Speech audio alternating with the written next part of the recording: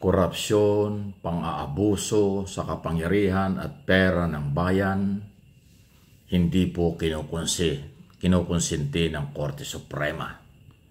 Sa desisyon po ng Korte Suprema na na-technical ang Kongreso sa impeachment process laban kay Sara Duterte, hindi nangangahulugang legal na ang pang-aabuso at nakawan sa pera ng bayan. Pang-aabuso sa kapangyarihan, hindi ganon. Okay? Para malinaw. Kaya ako pinapalala ito, baka yung mga nasa gobyerno ngayon at sa mga darating na araw, lalakas ang loob. Sige nga.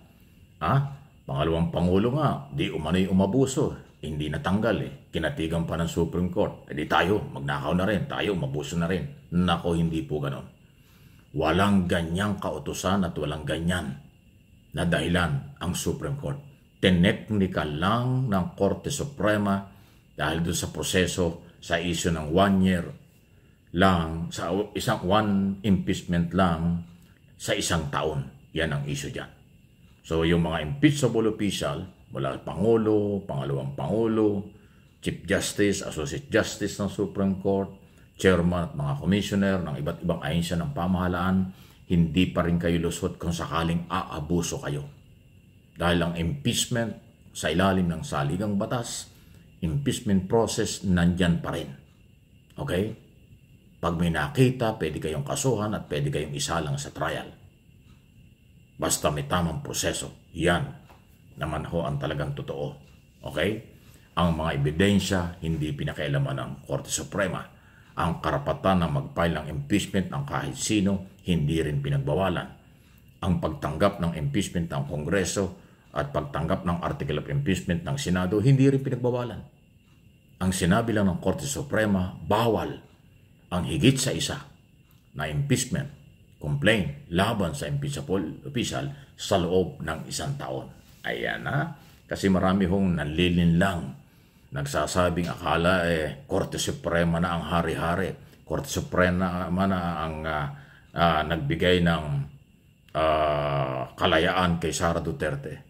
Sa totoo lang hindi pa ho pwedeng magmalaki dito ang kampo ni Duterte at mga DDS.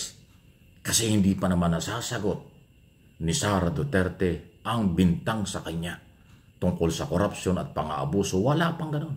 Kasi wala pang trial.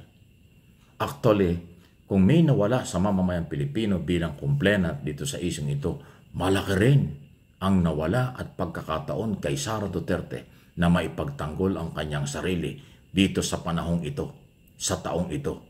Kasi nga, lumabag ang Kongreso sa proseso ng impeachment. Pero sa mga susunod na taon at darating pa rin yung mga trial dahil tuloy pa rin naman ang impeachment, doon pa lang siya magkakaroon ng pagkakataong ipagtanggol ang sarili. So sa nakaraang taon at kasalukuyang taon, mukhang hindi nabigyan ng pagkakataon si Sara na ipagtanggol ang sarili dito sa Supreme Court decision. Pero kung itutuloy ng Senado at Kongreso ang trial, kahit na may ruling ang Supreme Court, yan ang pagkakataong sagutin ni Sara. At kung hindi man mangyari ito sa February, March o sa susunod na buwan ng 2026, yan pa rin ang pag-uusapan. Alleged korupsyon, pang-aabuso sa kapangyarihan ng Pangalawang Pangulo sa Office of the President. Office of the Vice President, I'm sorry. Yan po yun Wala pang dapat natuwa at wala pa rin dapat na magpiesta or magkaroon ng celebration sa isyong ito. Ito ho ay technical issue pa lang. Again, yung paghahanap ng katarungan at katotohanan, paghahayag ng kanilang depensa at ebidensya, hindi pa nangyayari, mangyayari pa lang. Kaya ang tanong, kayo ba'y pabor na ituloy ng Senado at Kongreso ang impeachment trial? Di ba? Kasi yun ang mukhang initial na nangyayari. O maghintay na lang ng 2026, back to zero, back to square one, ang impeachment. May magpapail uli ng impeachment, i-entertain yun, magkakaroon ng public hearing, magkakaroon ng tamang proseso bago dali ng article of impeachment. Yun ba yun? Yan o yung ating mga hindi pa tapos ito. Kasi every year may impeachment. Di ba? Yan ang sinasabi ng saligang batas.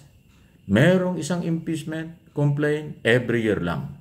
Hindi pwedeng 2, 3. Yun, okay? Kaya kung si Sara ay pansamantalang nakahinga, pansamantala lang yun. Masakit pa rin ang kanyang paghinga sa mga darating na araw dahil hindi pa tapos ito. Kung gumastos siya sa kanyang mga abogadong napakarami tungkol dito sa unang salbong ito, sa mga susunod mas malaking gastos at mas marami pang problema. Kasi definitely hindi papayag ang mamamayan, ang Kongreso, bilang mga prosecutor at complainant na mawawala itong kasong ito. Na-hold lang, temporary lang, pansamantala lang, matitigil. Pero pwedeng ituloy at pwedeng mas ituloy sa susunod na taon. Ayun, matindi. Kaabang-abang. Di ba? Ano po yung masasabi dyan? Ingat lang. Kung ano man ang debate sa labas ng gobyerno, sa loob ng gobyerno, sana'y makatarungan lang ho. Walang away, walang personalan para nagkakapalitan lang kayo ng mga kuro-kuro at pananaw. Parte ng kalayaan at demokrasya ng mga Pilipino at ng Pilipinas. Saan man kayo nandoon sa mga panahon ito. Sunod na ating pag-usapan, oy Baste, kamusta ka na? Anong ginagawa mo sa Singapore? Inihintay ka ni Torre dito sa boxing ninyo. Hindi ho umatras si Torre, nanindigan at pinaghandaan ka. Bakit bigla kang nawala? Nasaan ang tapang mo ng pakikipagsuntukan? Nasaan ang tapang mo ng paghahamon? Bakit nung ikaw ay haharapin na, bigla ka nag-abroad? Totoo bang nasa Singapore ka? Anong ginagawa mo dyan? Baste Duterte, acting mayor ng Davao City. Official ba yan? O nagbabakasyon ka lang? Ay bakit naghamon ka na suntukan tapos bigla kang nawala? Bakit bigla kang umalis? Dapat naghamon ka na suntukan, hinarap mo, pinanindigan mo ang laki ng katawan, ang daming tato sa katawan, at saka yung matatapang mong statement. Yan ang identity ng inyong pamilya. Matatapang kayo magsalita. Bakit hindi nyo panindigan? Natakot ka ba? Nagtatanong lang. Umiwas ka ba? Bakit? Nagtatanong lang. Diba? Yun Mga lehitimong tanong ang ating pinapakawalan. Ang pikon sa isyong ito, guilty. Sa totoo lang. Pero sabi ni Torre, hindi siya matitinag. Tutulong siya sa mga biktima ng kalamidad kung ano ang maipong pera at iba pa. Tungkol dyan sa boxing na ito na hindi natuloy, pero hindi man natuloy ang boxing, ang laban, tuloy ang mga donasyon, tuloy ang pagkakawang gawa ng PNP Director General.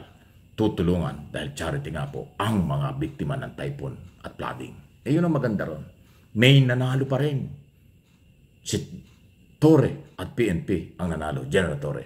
At mananalo rin ang mga matutulungan na kawawang nangangailangan ng tulong sa panahon ito. Kaya ano man ang nangyari, nagbabakasyon o kung ano man ginagawa ng mayor ng Davao sa abroad, may nanalo na. At may mananalo pa dito sa naudlot na mga dighay na hindi naman pala kayang panindigan. Talaga lang